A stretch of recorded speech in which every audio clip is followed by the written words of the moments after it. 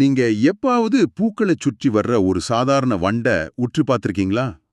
சாதாரணமா எல்லாரும் பாக்குறது தானே அது. ஆமா. அது தான் பாட்டுக்கு ஏதோ தேன் குடிச்சிட்டு போற ஒரு சின்ன உயிரினம் தான் நம்ம நினைச்சிருப்போம். ஆனா அந்த ஒரு சின்ன வண்டு எப்படி ஒரு பெரிய காவியத்தோட கதாநாயகனாகவும் காதலோட அதிமுக்கிய தூதுவனாகவும் மாற முடியும்னு நீங்க எப்பயாவது யோசிச்சிருக்கீங்களா? அது மட்டும் இல்ல, சைவ சித்தாந்த தத்துவங்களோட ஒரு மாபெரும் பெட்டகமாகவே அந்த வண்டு மாறுறது தான் இங்க ஆச்சரியம். கண்டிப்பா. நினைச்சு பாருங்க, சாதாரணமாக சிறகடிக்கிற ஒரு வண்டு வந்து நேரா இறைவன் கிட்டயே ஒரு மெசேஜ் கொண்டு போற பொறுப்பை ஏத்துக்கிட்டா எப்படி இருக்கும்? அதுவும் அந்த மெசேஜ் வந்து ஏதோ ஹாய் ஹலோன்னு சொல்ற சாதாரண தகவல் கிடையாது.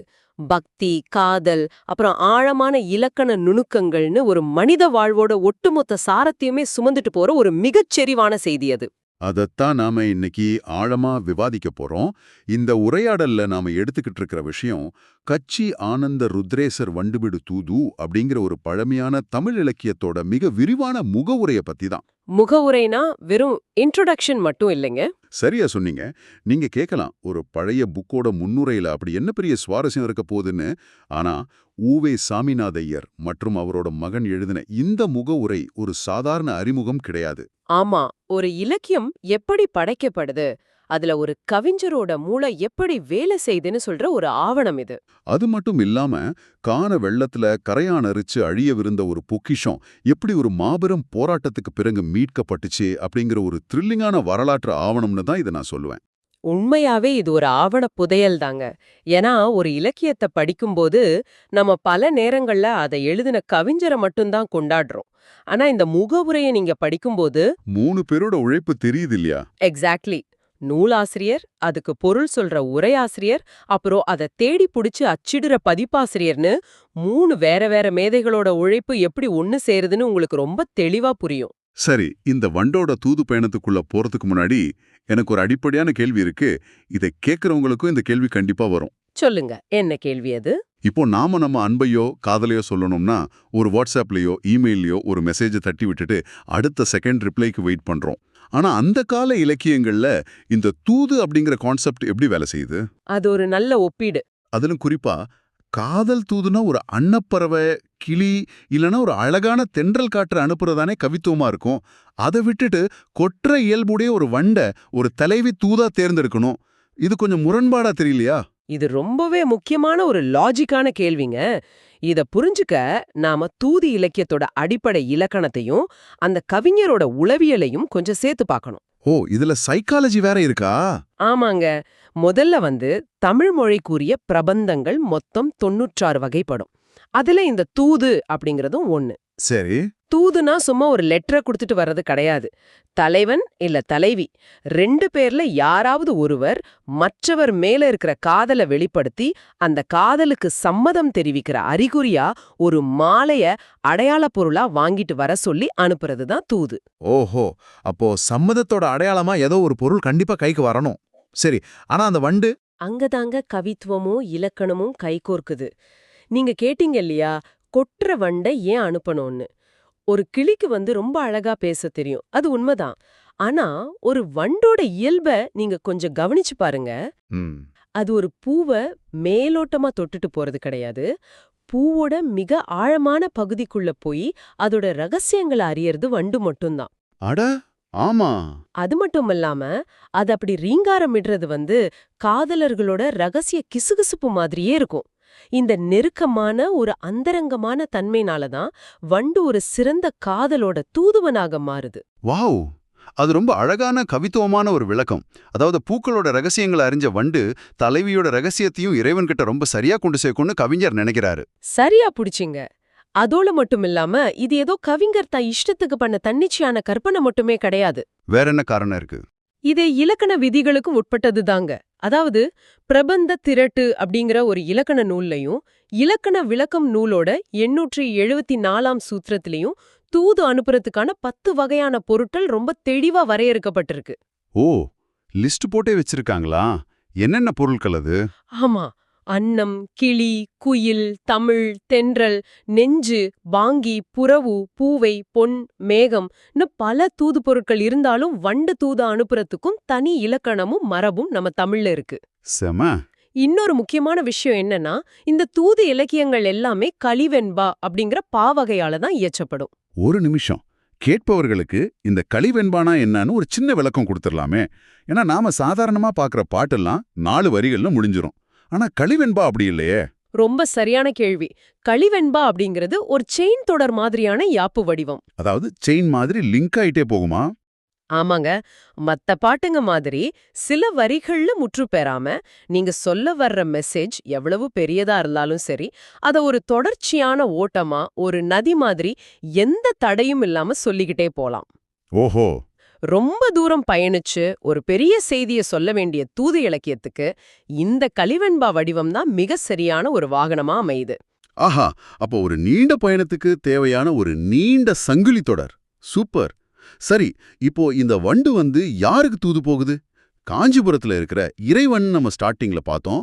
அவரை பத்தி கொஞ்சம் டீட்டெயிலா சொல்ல முடியுமா? கண்டிப்பா. காஞ்சிபுரம், அதாவது பழமையான தமிழ்ல கச்சி அப்படின்னு அழைக்கப்படுற நகரம், சிவத்தலங்களுக்கு ரொம்ப பெயர் போனது உங்களுக்கு தெரியும். ஆமா, நிறைய கோவில்கள் அங்க இருக்கு. அங்க இருக்கிற பல சிறப்பான தலங்கள்ல ஆனந்த ருத்ரேஷம் அப்படிங்கறதும் ஒண்ணு. இங்க இருக்கிற இறைவனோட பேர் தான் ஆனந்த ருத்ரேஷர். இவருக்கு ஒரு தனிப்பட்ட புராணச் சிறப்பே இருக்கு. அப்படியா? என்ன சிறப்பு இது? சிவபெருமானோட வடிவங்களான 118 உத்திரர்களுள் முதல்வராயிருக்கிறவர் ஆனந்த உத்திரர். அந்த ஆனந்த உத்திரராலேயே நேரடியாக பூஜிக்கப்பட்டவர் இந்த இறைவன். அட. அதனாலதான் அந்த தலத்துக்கும் இறைவனுக்கும் அந்த பெயர் வந்துச்சு. இவ்ளோ பிரம்மாண்டமான ரொம்ப சிறப்பு வாய்ந்த ஒரு இறைவன் கிட்டதான் தன் காதல சொல்லி மாலை வாங்கிட்டு வர ஒரு சின்னஞ்சிறிய வண்ட அனுப்புறா நம்ம தலைவி. நிஜமாவே ஒரு மாபெரும் இறைவன் கிட்ட ஒரு சின்ன வண்டு போற அந்த முரண் கேக்குறதுக்கே ரொம்ப சுவாரஸ்யமா இருக்கு. ஆனா இதை எழுதின கச்சியப்ப முனிவரோட புலமைய பத்தி இந்த முகவுரையில ஊவேசா அவங்க சொல்லியிருக்கிற விஷயங்களை படிச்சப்போ நான் நிஜமாவே திகைச்சு போயிட்டேன். ஆமா, அவர் சாதாரண ஆள் கிடையாது. முனிவரை ஒட்டக்கூத்தருக்கு இணையா கவிராட்சசன் அப்படின்னும் கவிஞர் பெருமான் அப்படின்னு கொண்டாடுறாங்க. இதுல எனக்கு என்ன பெரிய ஆச்சரியம்னா, இது வெறும் 504 கன்னிகளை கொண்ட ஒரு சின்ன நூலு தான். அதாவது 2 வரிகள் கொண்ட 504 தொடர்கள், அவ்வளவுதான். கரெக்ட். இன்றைய டிஜிட்டல் மொழியில இதை நான் சொல்லணும்னா, பார்க்கறதுக்கு ஒரு சின்ன 1 MB ஃபைல் மாதிரி இருக்கிற இந்த புக்குக்குள்ள ஒரு 100 GB டேட்டாவை கம்ப்ரஸ் பண்ணி வச்சது மாதிரி அத்தனை விஷயங்களை உள்ள திணிச்சு வச்சிருக்காங்க. ஒரு கவிஞரால எப்படி குறிப்பா இவ்ளோ பெரிய தத்துவங்களை ஒரு சின்ன வண்டோட பயணத்துக்குள்ள அடக்க முடிஞ்சது? நீங்க சொன்ன அந்த கம்ப்ரஸ் பண்ற டெக்னாலஜி அன்றைய கவிஞர்களுக்கு ரொம்ப நல்லாவே தெரிஞ்சிருக்கு. ஊவேசா அவங்க இந்த நூலோட சுருக்கத்தையும் அதோட ஆழத்தையும் விளக்குறதுக்காக பயன்படுத்துற ஓமைகளை நீங்க படிச்சீங்கன்னா வியந்து போயிடுவீங்க. என்ன சொல்லியிருக்காரு? அவர் சொல்றாரு, சிறிய கிழியில் பெரிய பொருள்களை அமைத்துக் காட்டிய ஓவியம்னு சொல்றாரு. ஓ, அதாவது ஒரு சின்ன கேன்வாஸ்ல பெரிய போர்க்களத்தையே வரைகிற மாதிரி. ஆமா, ரொம்ப நுணுக்கமா வரையப்பட்ட ஓவியம் அது. அது மட்டும் இல்லாம பல்வகை பொருளையும் காட்டும் சிறிய கண்ணாடினும் கடுகை துளைத்தேள் கடலை புகட்டிக் குறுகத் தரித்த தென்றல்னும் புகழ்ந்து தள்ளுறாரு ஊவேசா. அதாவது ஒரு சின்ன கண்ணாடிக்குள்ள ஒட்டுமொத்த மலையுமே காட்டுறது போல. இது நிஜமாவே எப்படி சாத்தியமாகுது? அதுதாங்க அவரோட அறிவு வன்மை. வெறும் அந்த 504 கன்னிகைகள்ல பாத்தீங்கன்னா சங்கச் செய்யுள் கருத்துக்கள், தேவாரம் முதலான திருமுறை பிரயோகங்கள், அப்புறம் மிக ஆழமான சைவ சித்தாந்த உண்மைகள்னு எல்லாமே இருக்கு. சித்தாந்த உண்மைகள் மட்டுமா? இல்லங்க, சிவபெருமானோட திருவிழா சிறப்புகள் வரை அனைத்தையுமே வெறும் வார்த்தை ஜாலங்களா இல்லாம அந்த வண்டோட பயணத்தோட ரொம்ப இயற்கையா பணச்சிருக்காரு கச்சியப்ப முனிவர். அவர் ஒரு வார்த்தைய பயன்படுத்தினா அது படிக்கிற உங்களுக்குள்ளே ஒரு பெரிய புராண கதையே கண்முன் கொண்டு வந்து நிறுத்துற மாதிரியான சொற்களை தேர்ந்தெடுத்திருக்காரு. இதை நீங்க சொல்லும்போது எனக்கு இந்த நூல்ல வர்ற ஒரு குறிப்பிட்ட இடம் டக்குன்னு ஞாபகம் வருது. அந்த தலைவிக்கும் வண்டுக்கும் இடையில நடக்கிற ஒரு அருமையான உரையாடல் ஒன்னு இருக்கு. ஆமா, அது ரொம்ப இன்ட்ரெஸ்டிங்கான இடம். நீங்க கேக்குறவங்க இதை ஒரு நிமிஷம் கற்பனை செஞ்சு பாருங்க. தலைவிக்கு வண்டை அனுப்பும்போது மனசுல ஒரு சின்ன பயம் வருது. அது அந்த வண்டுகிட்டயே கேக்குறா. அதுக்கு அந்த வண்டு ஏதோ சும்மா ஆறுதல் வார்த்தைகளை சொல்லாம ஒரு மிகச்சிறந்த லாயர் மாதிரி இறைவனோட முந்தைய செயல்களை எல்லாம் சாட்சியா வச்சு வாதாடுது பாருங்க. இது எனக்கு மிகப்பெரிய ஆச்சரியமா இருந்துச்சு. கண்டிப்பா, அதுதான் இந்த நூலோட மிகச்சிறந்த தர்க்க பகுதி, அதாவது லாஜிக்கல் பார்ட். காதலோட உந்துதலால தலைவிக்கு ஒரு சந்தேகம் வருது. எந்த சந்தேகம்? காமன, அதாவது மன்மதனையே தன்னோட நெற்றிக் கண்ணால எரிச்ச சிவபெருமான் இந்த காதலோட பிடியில சிக்கி தவிக்கிற என்ன எப்படி ஏத்துப்பார்? என்னை அவர் தண்டிச்சிட மாட்டாரான்னு தவிக்கிறா. நியாயமான பயம்தானே அது. ஆமா, ஆனா அதுக்கு அந்த வண்டு சொல்ற பதில் ரொம்ப கூர்மையானது. அவர் குற்றம் செஞ்சவங்களையும் பொறுத்தருளும் கருணை கொண்டவர். தக்கன் முதலானவங்க செஞ்ச மாபெரும் பிழைகளையே பொறுத்து அவங்கள ஆட்கொண்டவர் அவரு. அதனால உன்னையும் கண்டிப்பா ஏற்பாருன்னு முந்தைய புராண நிகழ்வ ஒரு முன்மாதிரியா எடுத்து காட்டுது. அட, இது வெறும் இலக்கியம் இல்லைங்க, இது ஒரு மிகச்சிறந்த லாஜிக்கலான ஆர்குமெண்ட். காமனை எரிச்சவர் காதலிய கோபிப்பாருங்கிற பயத்துக்கு தக்கனை மன்னிச்சவர் உன்னையும் மன்னிப்பார்னு சான்று கூறுறது ரொம்ப அருமை. ஆமா. இன்னொரு இடமும் இதே போல ரொம்ப ஆழமா இருந்துச்சு. நீ தூது போய் அவர் சம்மதம் பெற்று மாலை வாங்கிட்டு வர வரைக்கும் என் உயிர் உடம்புல தாங்குமான்னு எனக்கு தெரியலையேன்னு தலைவி தவிக்கிறா. அதுக்கு வண்டு என்ன சொல்லுது தெரியுமா? நீங்களே சொல்லுங்க. அவர் இறந்தவர்களுக்கே உயிர் கொடுக்கிறவர், பல அடியார்களுக்கு உடலும் உயிரும் கொடுத்து மீட்டவர் அவரு. அதனால உனக்கு எதுவும் ஆகாதுன்னு சொல்லுது. இது ஒரு சாதாரண வண்டோட பேச்சு கிடையாது, இது ஒட்டுமொத்த சைவ சித்தாந்தத்தோட குரலாவே எனக்கு ஒலிக்குது. மிக துல்லியமா அதை புரிஞ்சுக்கிட்டீங்க. ஆசிரியர் கச்சியப்ப முனிவர் வண்டோட வாயிலாக தன்னோட தத்துவ அறிவியை இங்க வெளிப்படுத்துறாரு. சரி, தத்துவம் ஒரு பக்கம் இருக்கட்டும், இந்த முகவுரையில ஊவேசா அவங்க குறிப்பிட்டிருக்கிற இலக்கண விளையாட்டுகளை நீங்க கவனிச்சிங்களா? ஆமாங்க. எப்படி ஒரு வார்த்தை தன்னுடைய இலக்கண வடிவத்தை மாற்றி இசையா மாறுதுன்னு அவர் விளக்குறார் பாருங்க. அது அற்புதம். அதைத்தான் நான் உங்ககிட்ட கேட்க நினைச்சேன். வண்டோட பெயரான ஞிமிரு அப்படிங்கிற வார்த்தைய ஞாயிறுன்னு மாற்றி எழுதியிருக்காரு முனிவர்னு ஊவேசா குறிப்பிடுறாரு. நீங்க அதை படிக்கும்போது யாரோ எழுத்து பிழையா, அதாவது ஸ்பெல்லிங் மிஸ்டேக் பண்ணிட்டாங்கன்னு தான் முதல்ல தோணும். ஆனா இது ஏன் இவ்வளவு முக்கியம்? இதை ஏன் ஊவேசா அவ்வளவு நுணுக்கமா விளக்குறாரு? ஏன்னா பல நேரங்கள்ல நாம இலக்கண பிழைன்னு நினைக்கிறது கவிஞரோட மிகப்பெரிய தந்திரமா இருக்கும். இதை இலக்கணத்துல எழுத்து மாறுபடுதல் இல்லைனா நிலைமாற்றம்னு சொல்லுவாங்க. ஓ, நிலைமாற்றமா? ஆமா. நிமிரு அப்படிங்கிறது வண்ட குறிக்கிற ஒரு சொல். அத ஞாயிறுன்னு மாற்றி வழங்குறது தன்னிச்சையான பிழை கிடையாது. அது முதலணி இலக்கணத்தோட ஒரு வகை. சரி. நாம முன்னாடி கலிவெண்பா பத்தி பேசணும் இல்லையா? அந்த தொடர்ச்சியான ஓட்டத்தோட யாப்பி இலக்கணம் சிதையாம இருக்கவும், ஓசை நயம் சரியா அமையவும், பொருளுக்கு எந்த களங்கமும் வராம ஒரு எழுத்த மட்டும் மாற்றி பயன்படுத்துற மாபெரும் சலுகை இது. இந்த நிலை மாற்றங்கள் எப்படி உண்டாயிச்சுன்னு ஊவேசா அவங்க ஒரு இலக்கண ஆசிரியராவே நின்னு நமக்கு விளக்குறாரு. இது மட்டும் இல்லாம காந்தாரம் மாதிரியான பண்களோட பேர்களை யமகம் அப்படிங்கிற சொல்லணியில அவர் அமைச்ச விதம் பத்தி சொல்லிருக்காங்க.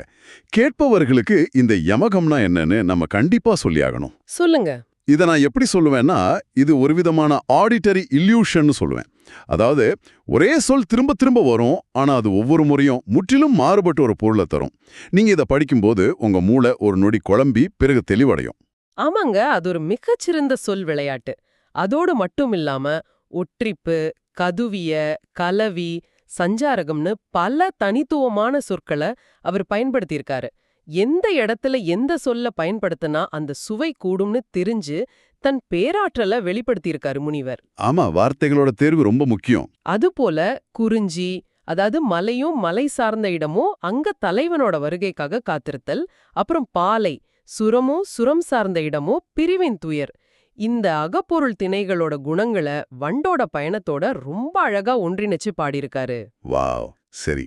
இவ்வளவு அற்புதமான நுணுக்கமான ஒரு படைப்பு. ஆனா இந்த படைப்பு கால வெள்ளத்துல எப்படி தொலைஞ்சு பிறகு எப்படி மீட்கப்பட்டு இன்னைக்கு நம்ம கைகள்ல கிடைச்சது அப்படிங்கிற வரலாற்று பயணத்துக்குள்ள நாம நுழைஞ்சோம்னா அது நிஜமாவே ஒரு பெரிய பயணம். ஆமா, அது உண்மையே ஒரு ஹாரியோர் படத்தை பார்க்குற மாதிரி ஒரு ஃபீலை தருது. எந்த ஒரு கூகுள் தேடலோ இல்ல டிஜிட்டல் ஆர்கைவ்ஸோ இல்லாத அந்த காலத்துல ஊவேசா அவங்க ஒரு மிகப்பெரிய டிடெக்டிவ் செஞ்ச வேலையை செஞ்சிருக்காரு. உண்மையாவே இது ஒரு அறிவுபூர்வமான துப்பறியும் வேட்டைதாங்க. இதை நாம முழுமையா புரிஞ்சுக்க ஊவேசாவோட ஆசிரியரான திருச்சிரபுரம் ஸ்ரீ மீனாட்சி சுந்தரம் பிள்ளை அவங்கள பத்தி முதல்ல தெரிஞ்சுக்கணும். ஓ, அவருக்கும் இதுக்கும் என்ன சம்பந்தம்? அவருக்கு கச்சியப்ப முனிவர் மேலையும் அவரோட எழுத்துக்கள் மேலையும் ஒரு அசாத்தியமான பக்தி இருந்துச்சு. எந்த அளவுக்குன்னா, தன் மாணவர்களுக்கு முனிவரோட பாடல்களை பாடம் சொல்லிக் கொடுக்கும்போது ஏதாவது ஒரு வரியோட பொருள் புரியாம முட்டுப்பட்டா அவர் டிக்ஷனரி எல்லாம் தேட மாட்டாராம். பின்ன என்ன பண்ணுவாரு? கண்களை மூடி முனிவரை மனசார தியானிப்பாராம். கொஞ்ச நேரத்திலே அந்த வரிக்கான பொருள் அவருக்கு பளிச்சுன்னு விளங்கிடுமா. அந்த அளவுக்கு முனிவரை தன்னோட வித்யா குருவாவே நினைச்சவர் அவரு. அடடே, அந்த பக்தி மற்றும் அர்ப்பணிப்பு தான் உவேசா அவங்களுக்கும் நேரடியாக கடத்தப்பட்டிருக்கு. ஆனா நீங்க கேட்பவர்கள் ஒரு நிமிஷம் உங்க வாழ்க்கையில நடந்த ஒரு விஷயத்த நினைச்சு பாருங்க.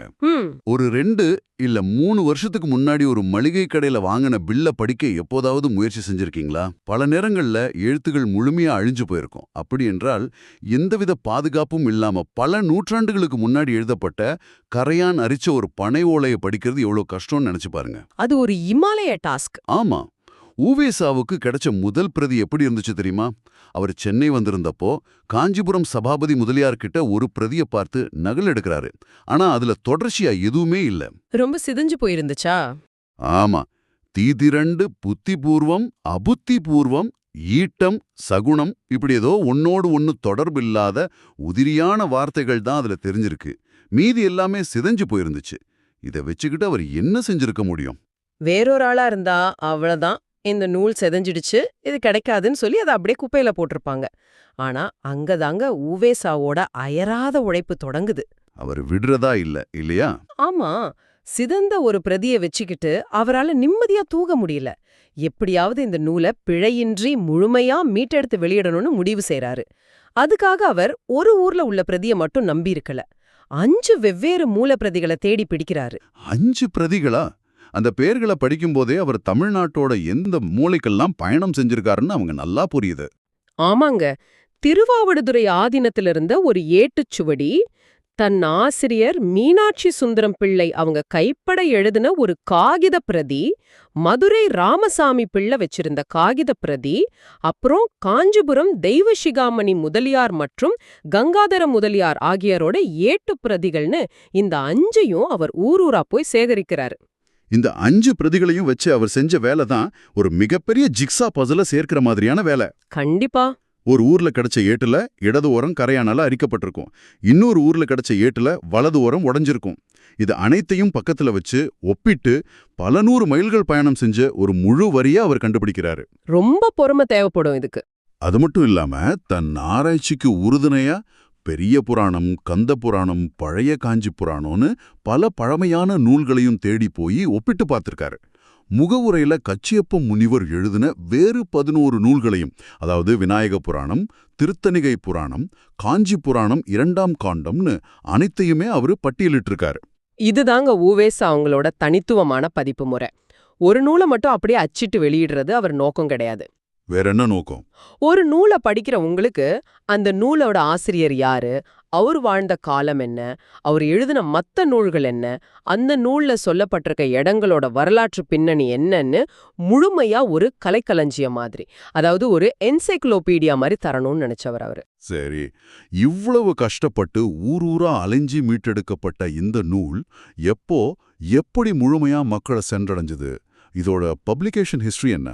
இந்த வெளியீட்டு வரலாறு ஒரு மிக நீண்ட நெடிய பயணங்க. முதல்ல இந்த நூலோட மூலம் மட்டும், அதாவது உவேசாவோட குறிப்புரை இல்லாம 1888ஆம் ஆண்டிலே அச்சிடப்பட்டுச்சு. ஓ, ரொம்ப முன்னாடி வந்துருச்சா? ஆமா. ஆனா அதுக்கப்புறம் பல தசாப்தங்கள் கழிச்சு 1931ல தான் உவேசாவோட விரிவான குறிப்புரையோட இதோட 2ஆம் பதிப்பு வெளிவந்துச்சு. இந்த மாபெரும் முயற்சிக்கு மிகப்பெரிய அளவுல பொருளாதாரம் மற்றும் மனரீதியான உதவியை செஞ்சது திருவாவடுதுறை ஆதீனத்தோட 19ஆம் பட்டத்திலிருந்த ஷீலஸ்ரீ வைத்தியலிங்க தேசிகர் அவங்கதான். சரி. உவேசாவுக்கும் அந்த ஆதீனத்துக்கும் சுமார் 60 வருஷங்களா இருந்த அந்த நெருங்கிய தொடர்பும் அவங்க ஒரு தமிழ் அறிஞருக்கு அளித்த ஆதரவும் இந்த முகவுரையில ரொம்ப நெகிழ்ச்சியா பதிவு செய்யப்பட்டிருக்கு. இந்த வெளியீட்டு வரலாற்றுல முகவுரையோட இறுதியில இருக்கிற ஒரு சின்ன குறிப்பு படிச்சப்போ எனக்கு உண்மையிலேயே புல்லரிச்சிடுச்சு. கல்யாண சுந்தரியார் எழுதின குறிப்பு தானே? ஆமா, உவேசா அவங்களோட மகனான கல்யாண சுந்தரியார் எழுதின குறிப்பது. 1931ல வந்த பிரதிகள் எல்லாமே விட்டு தீர்ந்து போச்சு. அதனால 20ஆம் சன்னிதானம் ஸ்ரீலஸ்ரீ அம்பலவான தேசிகரோட அனுமதியோட இந்த நூலோட அடுத்த பதிப்பை கொண்டு வர அவர் முடிவு செய்றாரு. அவர் அந்த பதிப்பை வெளியிட்ட நாள் ஆகஸ்ட் 15, 1947. நீங்க இதை கேட்கும்போது ஒரு கணம் சிந்திச்சு பாருங்க. வாவ், இது எவ்வளவு பெரிய வரலாற்று தருணம்! ஒரு பக்கம் ஒரு பழமையான சைவ சித்தாந்த தமிழ் இலக்கிய நூல், பல நூற்றாண்டுகளா இருள்ல மறைஞ்சு சிதைஞ்சு ஒரு மாபெரும் தமிழ் அறிஞரால பல வருஷங்கள் தேடப்பட்டு மீட்கப்பட்டு பாதுகாக்கப்பட்ட ஒரு பொக்கிஷம். ஆமா. அந்த உழைப்போட பலனான அந்த நூலோட மறுபதிப்பு எப்போ வெளிவருது? ஒட்டுமொத்த இந்திய தேசமும் தன்னோட நூற்றுக்கணக்கான வருஷ அடிமை தலைய உடைச்சு சுதந்திர தினத்தை கொண்டாடி அந்த முதல் நாள்ல. நீங்க சொல்லும்போதே அந்த நாளோட பிரம்மாண்டம் எனக்கு புரியுது. மக்கள் வீதிகள்ல கொடியேற்றி கொண்டாட்டத்துல ஈடுபட்டிருக்கிற அதே வேளையில இந்த தமிழ் இலக்கிய பொக்கிஷமும் தன்னோட இருட்டிலிருந்து வெளிவந்து மீண்டும் சுதந்திர காற்றை சுவாசிக்குது. ரொம்ப அழகான ஒரு சிந்தனை இது.